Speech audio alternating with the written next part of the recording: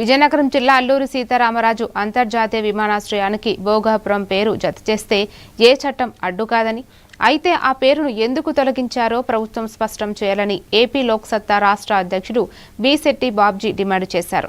విమానాశ్రయం కోసం భూములు ఇచ్చిన రైతులను ప్రభుత్వం గౌరవించాలని, ఈ అంశంపై సీఎంతో చర్చించి పరిష్కారం చూపాలని ఆయన కోరారు.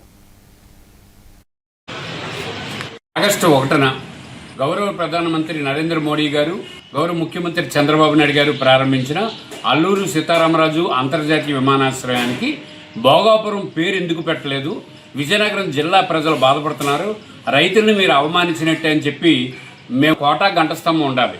లేదు, విశాఖపట్నం పేరుతో పాటుగా వీటీజెడ్ పేరుతో పాటుగా పక్కన భోగాపురం అని ఉండాలి. ఎందుకు ఉండాలంటే రైతులు భూమి ఇచ్చారు. 2750 ఎకరాలు రైతులు భూమి ఇచ్చారు. 406 కుటుంబాలు రోడ్డును పడ్డాయి. చాలామంది భూమిని ఇచ్చారు, కొంతమంది ఇల్లులు ఇచ్చారు. వాళ్ళకి మీరు ఇస్తానన్న R&R ప్యాకేజీలో మౌలిక సదుపాయాలు కల్పించలేదు.